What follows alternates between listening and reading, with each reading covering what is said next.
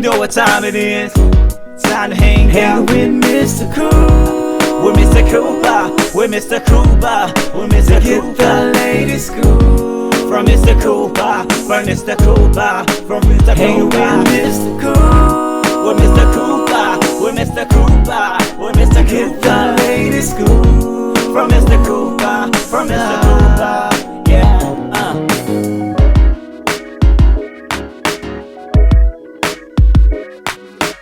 Welcome to the Bit Scoop with Coop. I'm your host, Coop. Season 8 still going strong, people. If you haven't, make sure you go to thebitscoopwithcoop.com to catch episodes from Season 1 all the way up to Season 8. Big shout outs to everybody that's watching on Facebook right now, facebook.com/The Big Scoop with Coop. Also, big shout outs is watching on Instagram right now. IGTV, baby, that's right, at Big Scoop with Coop. Also, catch me on YouTube. Go to youtube.com. Look for the Bit Scoop with Coop. Make sure you click like and subscribe. Now, enough about me, people. Today's guest, he has been doing a lot of things in the podcasting world. His name is Mr. Rob Greenlee.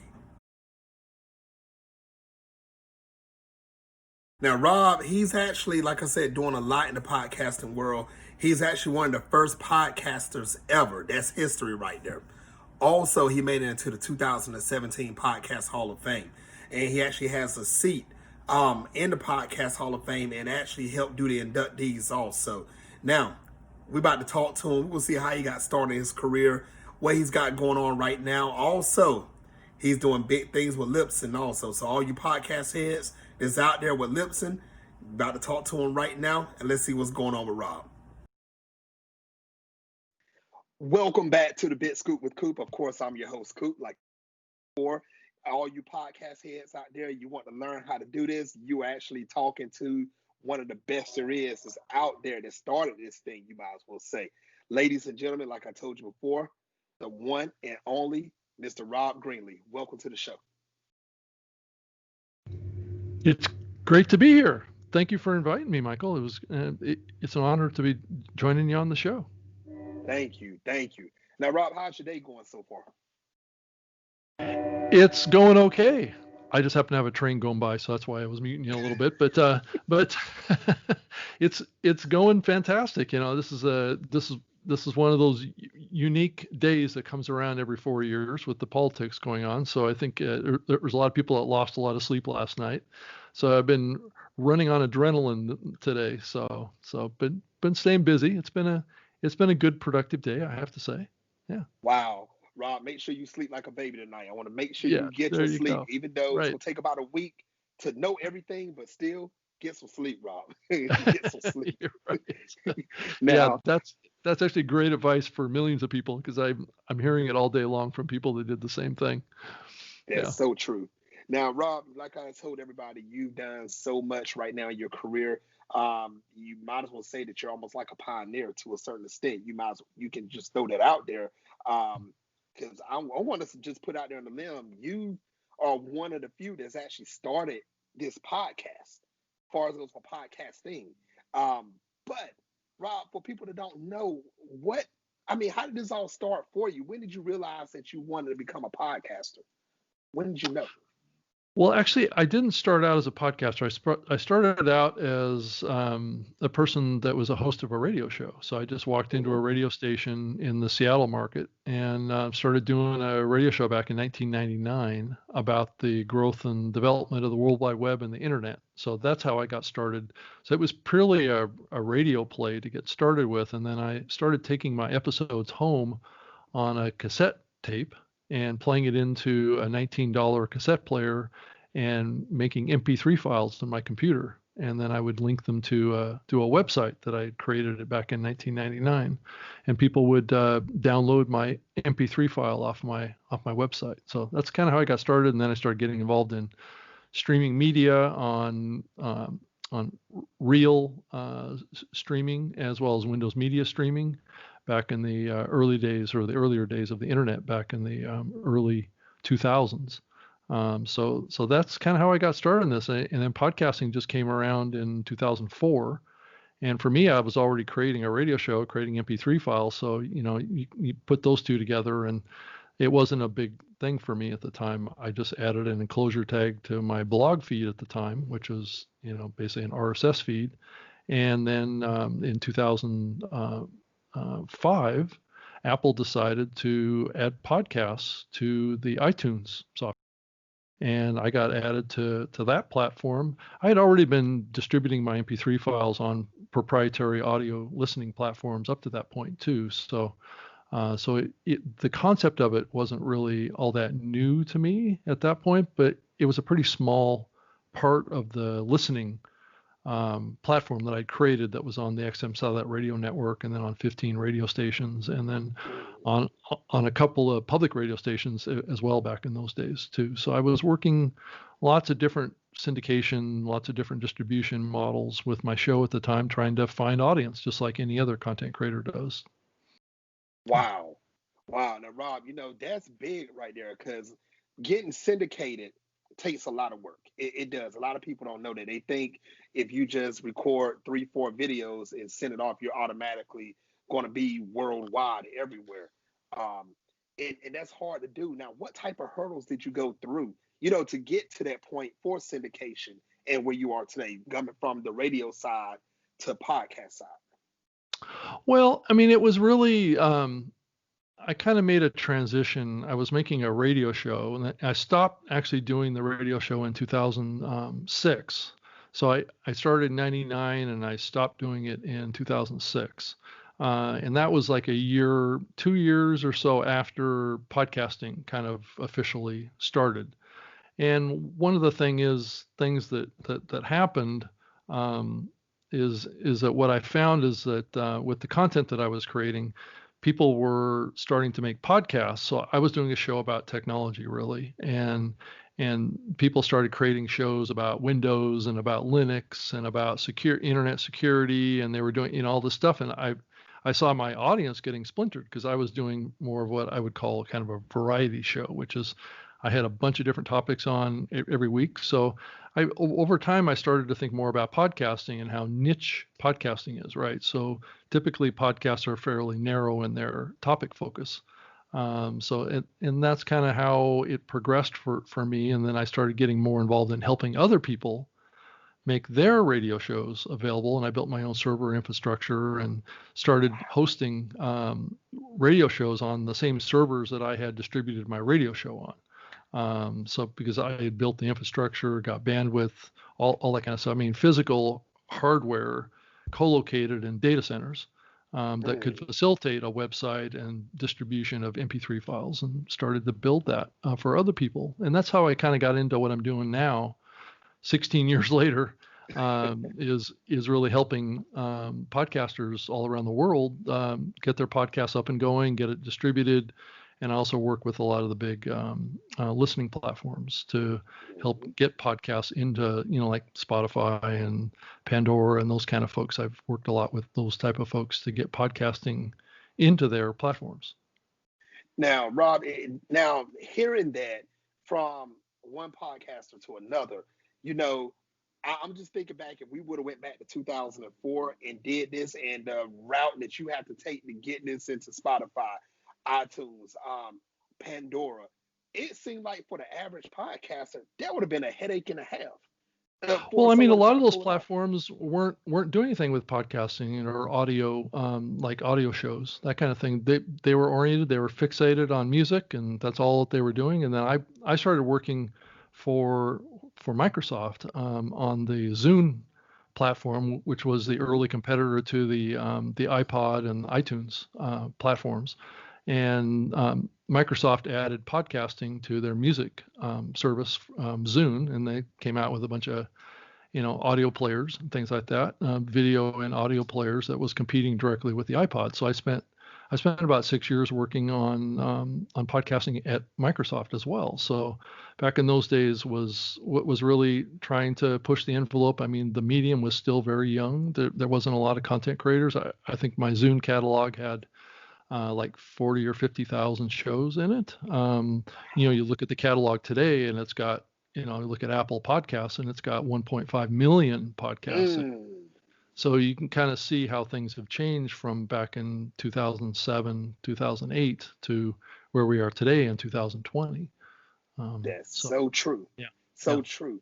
Now, Rob, this gonna sound like a crazy question asking you right now, because, like I said, you're one of the pioneers of this. But did you have any mentors that help you out to get started in the podcast? I know Mm, it's kind of a heavy question there. well, I think at the time I was looking up to some of the larger radio show hosts that were doing national syndication, and what they were doing to get on as many radio stations, like a Leo Laporte, or there were Craig Grossman from, I think it was Computer Today. I mean, Yeah. a lot of these guys had syndication over maybe 300 or 400 radio stations. I was just on 15, so I was kind of looking to those guys because at the time I was thinking, I'm going to build my radio side.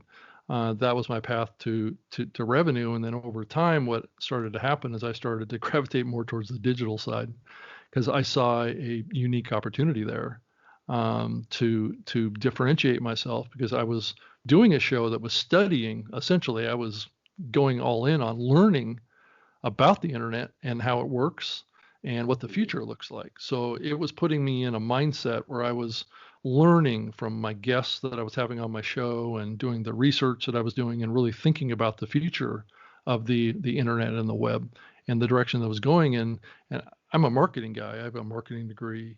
So everything that I look at it in the lens of marketing. So when I started creating content, guess what? I started thinking about marketing.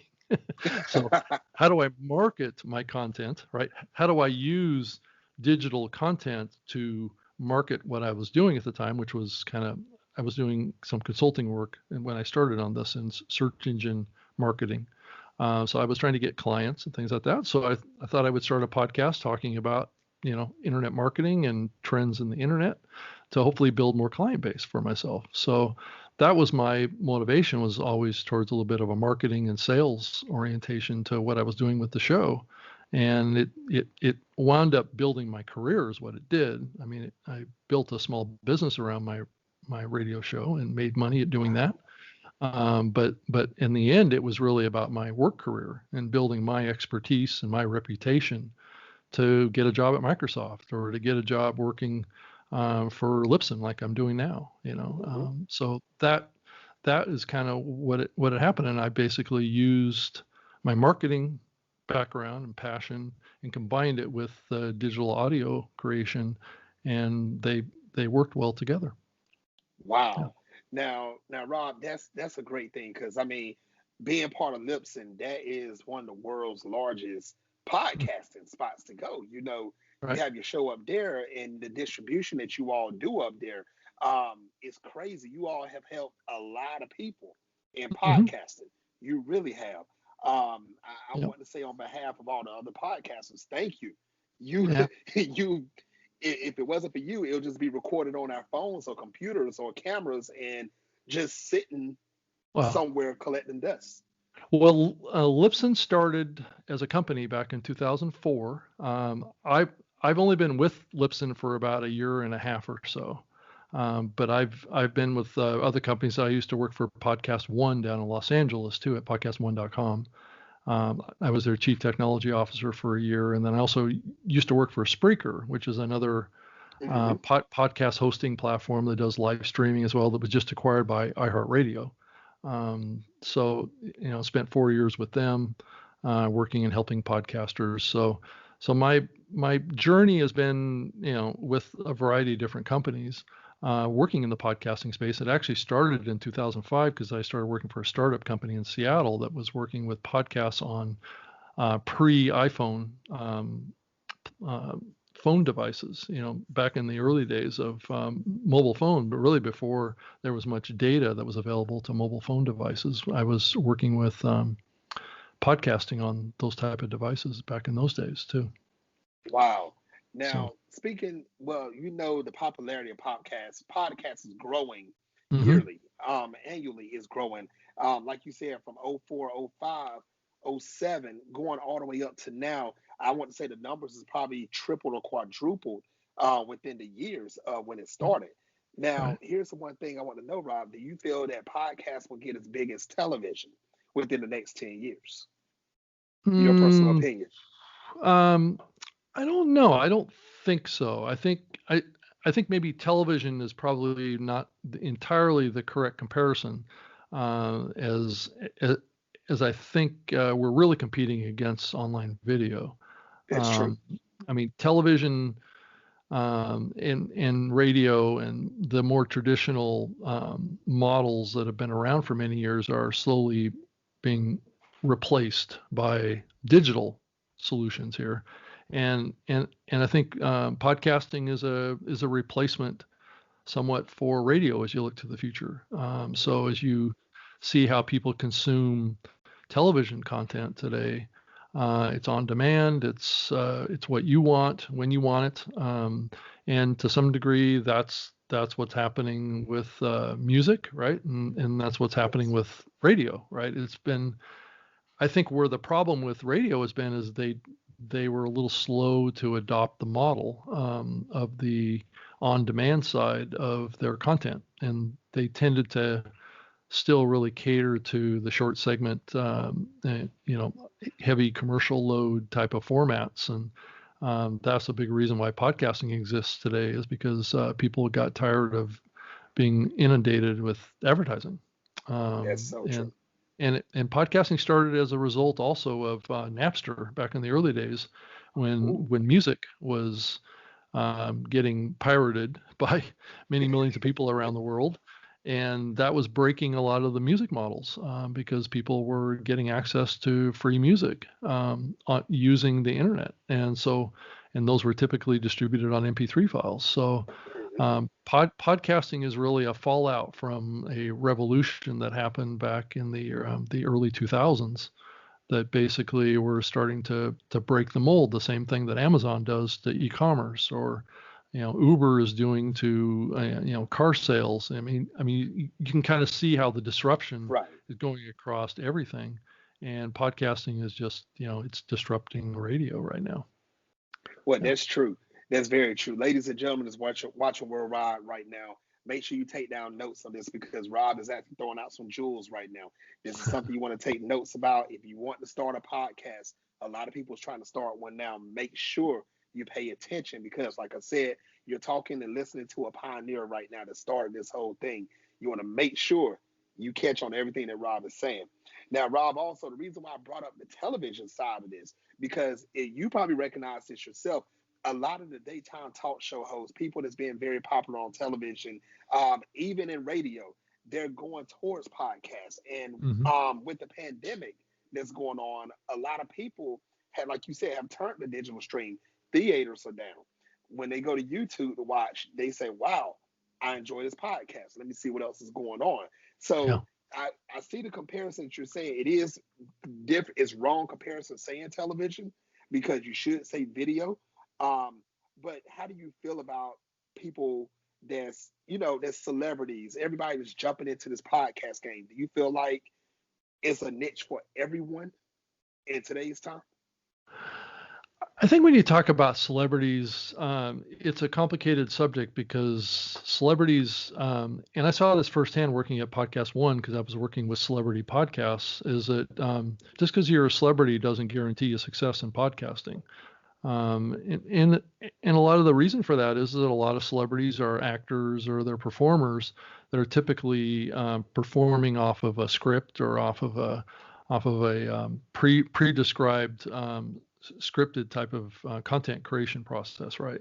Mm-hmm. Where podcasting tends to be more personality driven, relationship driven with the audience, and it's more regular. It's more of a friendship relationship that is developed between audience and host, and so it's a different dynamic. So just because you're a celebrity doesn't mean that you have the personality or the skill set or the knowledge to connect with people at a Wow. level that you need to connect to in order to be successful in podcasting.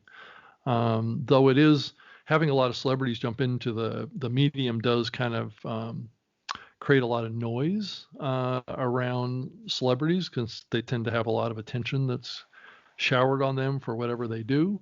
That can make it difficult to rise above that. But I wouldn't look at celebrities as being a huge competitor to an independent podcaster that wants to start a show.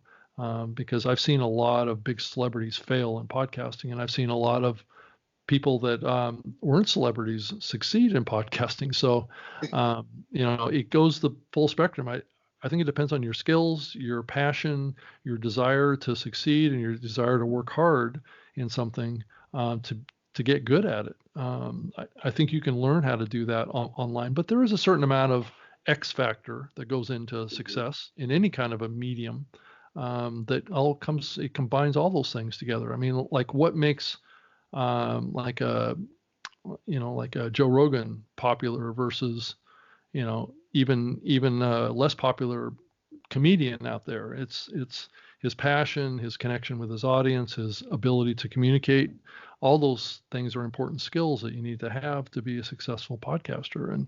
And not everybody has all those skills, but that doesn't mean that you can't be successful to the level that your skills can take you, and can't find success. I know hundreds of podcasters that have transformed their lives by just starting a podcast, and they had no experience in being a celebrity or being a big media personality. So it's just being able to connect with people is probably the number one skill. Yeah, That's so true. That's very true. And I tell anybody that also, if you put your heart into what you're doing, it's going to show. It will show exactly. It doesn't matter if it's right, podcasting, acting, singing, whatever. It's going to right, show compared to you just yeah, getting up here and just talking. yeah, If your passion shows, it will show through the lens. It definitely yeah, will. It'll yeah. show through the microphone. That's definitely true. Now, Rob, here's something that you're actually part of, and I want to talk about this, and I want you to tell everybody about this. Tell everyone about the Podcast Academy. What does this consist of? Well, it's basically an effort on the part of a group that got together with the desire to bring a lot of attention to the content of podcasting. At the end of the day, what's being created here with the Podcast Academy is like the Academy Awards, that's that's been created for film or movies, to create something similar for podcasting, right? And it's a way to recognize and reward excellence in podcasting, and to drive awareness of the medium, to drive awareness to terrific content in the medium, to hopefully drive more listeners to give podcasting a try. Whether it's a big show, a big popular show, or any show that's in the podcast catalog, because there's probably a show out there for any interest that exists in a person's life. Let's say they're into fly fishing or they're into playing basketball. I'm sure you can find a podcast that can help you succeed at that, or learn something, or just have an enjoyment experience, right? So the purpose of the Academy is to bring the community together. It's a membership organization. Podcasters, people involved in the industry of podcasting can join, and we all work together around mentorship programs, as well as helping others of sorts. There's webinars and educational initiatives that are going on inside of the organization to help people cross-train with each other, learn about best practices in audio creation, hosting, monetization, all of the skills that you need to be a podcaster at, and just grow the organization on an international level too, and create as many partnerships with others to foster the growth and development of the industry. So, how can everybody get into the Podcast Academy if they want to actually be part of it or join the Podcast Academy family? How do they do it? Yeah, you go to thepodcastacademy.com and you can register to be in there right off of the website. It's $100 a year to join, but you need to be a participant in the podcasting medium to join, either a host or someone that's working on a podcast or involved in a podcast or working for a podcast related company that has a connection that you can share with the academy, that you're part of the community of podcasting. So, and then once you get in there, you can get involved in subcommittees, you can mentor other people in the academy as well. You can vote, you can nominate shows to the awards. Our first award ceremony is happening at the end of March in 2021 in Los Angeles is what we're shooting for. We'll see with the COVID thing what it forces us to do. It's probably going to be just a quasi in-person event that will probably be just streamed online with very few people actually in attendance. Is probably more likely what will wind up happening. So it'll be more of a virtual event. But that's the current plan right now. So there's currently about 17 board members from most of the really big companies in the podcasting space, from Spotify, Apple, and Stitcher, and Spot, and those type of companies are, National Public Radio's involved. Those kind of folks are on the board of directors. I'm on the board. I'm the chairperson of the board, and being there, not necessarily representing Libsyn, but because it is an individual organization, so individuals join this. It's not company join type of organization. Wow.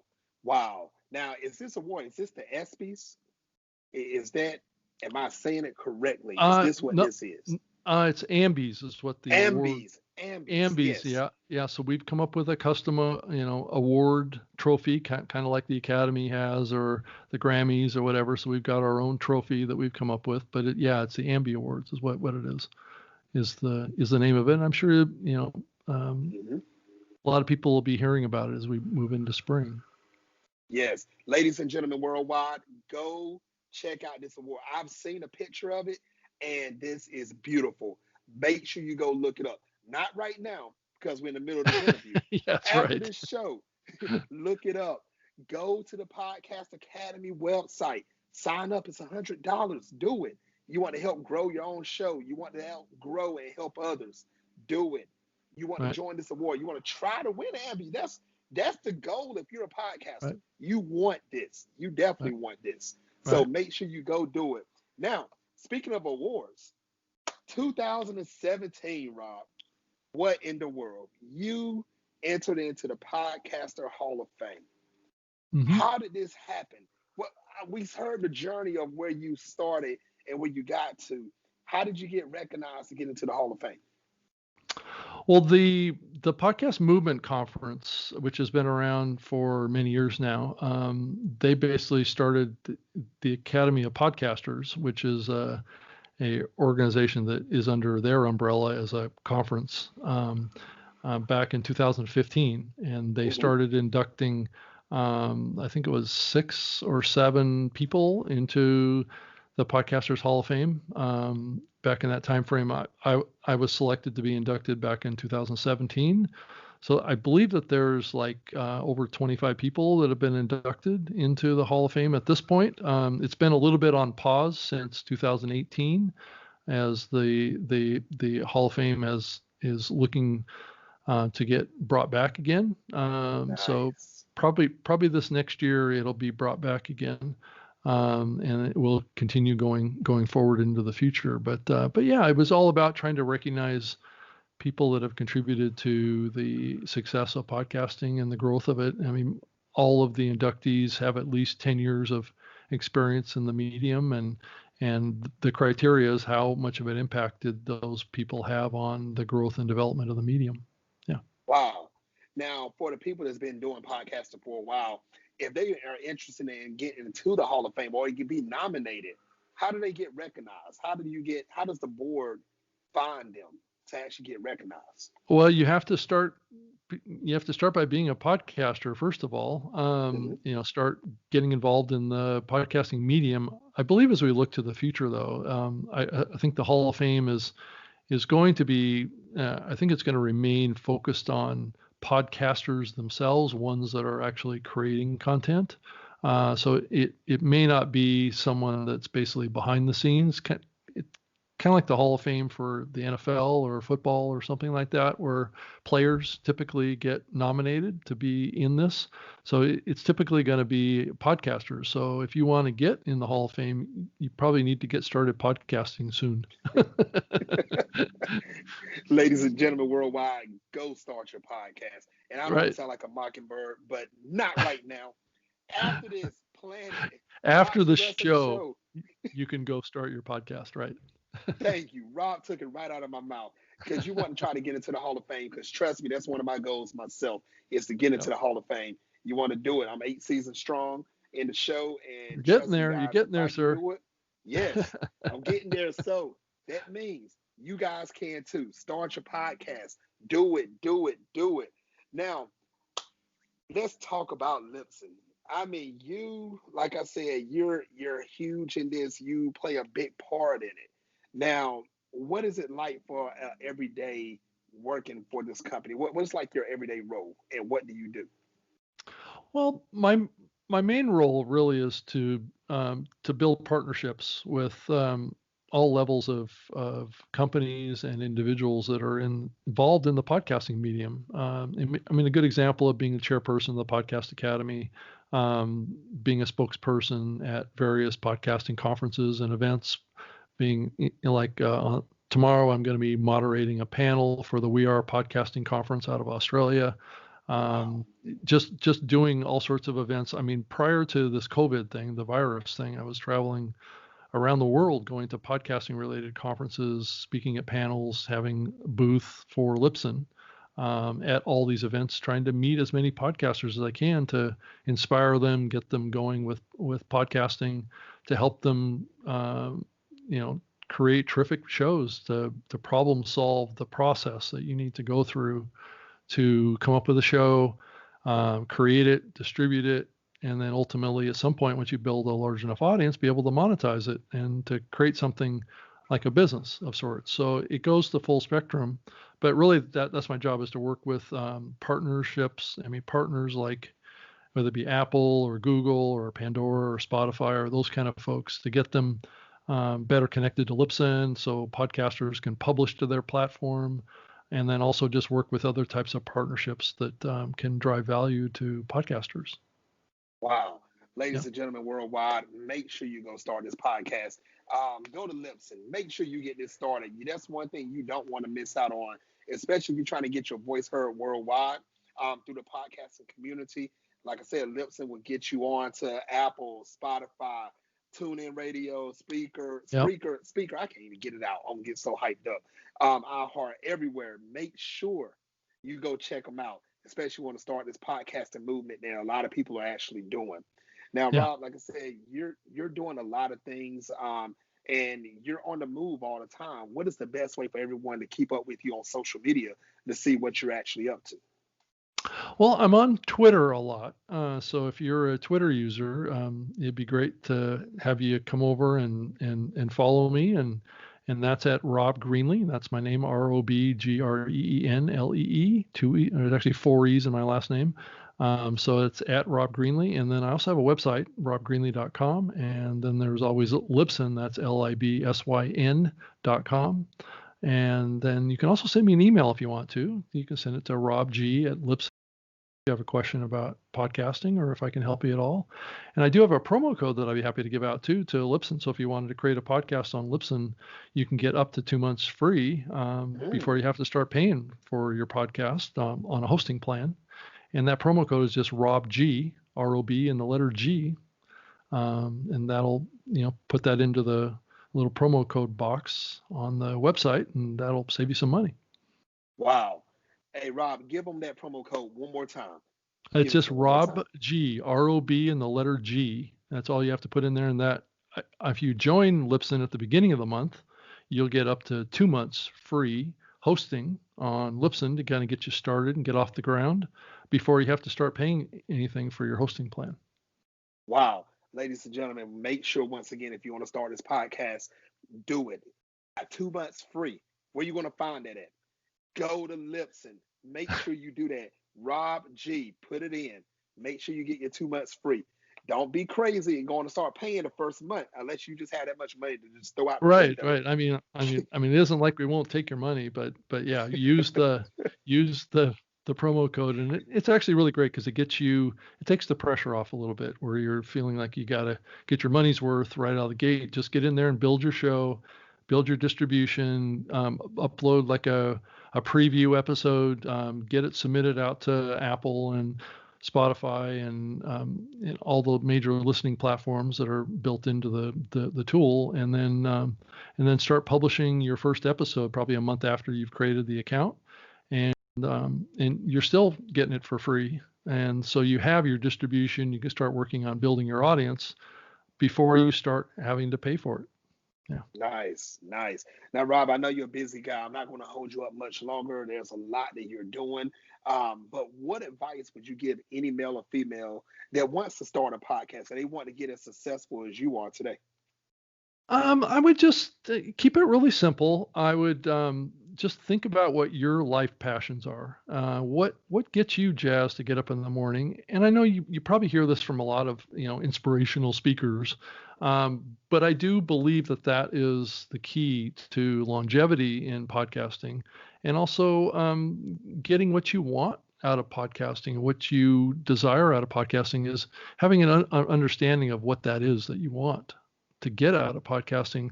That doesn't mean that when you start down the path and creating a podcast that you're going to get exactly what you thought you were going to get by starting a podcast, because you may be surprised what you get from it. It may be far in excess of what you thought that you might get from podcasting, from a career perspective, from building your own personal network, even building a show that generates revenue for you and income. You can. The potential is there for you to earn direct money from your podcast. It depends how successful your show is and how much you can build it. But yeah, I would just make it focused on what your passions are, what you get up in the morning and get excited about, that you can talk about every week for years on end. Just like with me with podcasting, I get excited to get up every morning to talk about podcasting all day long, and find that passion, find that skill that you have, that you just love to do and talk about, and you'll be able to pass that on to others. Kind of like, Michael, what you're doing. You have a passion for this, and that comes through, and people appreciate that. Thank you very much, ladies and gentlemen worldwide. Make sure you take down these notes. Do what you just said. Rob said, you have a passion, go for it. Because trust me, podcasting is very fun. It is, and you can turn it into a career. So what a lot of people say is, it's not a job if you're having fun. Right. That's right. So yeah, I don't go to work every day. I get up and have fun all day. So, but I get paid for having fun. So that sounds like a perfect job to me. Yes. Think about it, guys. Make sure you think about what you want your show to be, how you want your show to go. Research, listen to different podcasts. Everybody's listening to me. You've been hearing me for 8 seasons. You know what I do. You've been paying attention to Rob. He's actually got into the Hall of Fame for doing what he's doing. He's working for Libsyn doing what he's doing. He's actually helped out with Apple Music doing what he's doing. If I name everything that he's done, it's going to be 3 more shows. So I'm not going to even go there. So I'm definitely Please don't. Do that. Right. Yes. No. Now, Rob, the last segment of the show is called Take the Floor. Now, Rob, you have up to 2 minutes to say whatever you want to say. No questions asked. Mr. Rob Greenlee, take the floor. All right. Well, thank you for the opportunity to give me a microphone. It isn't something that I haven't taken advantage of before.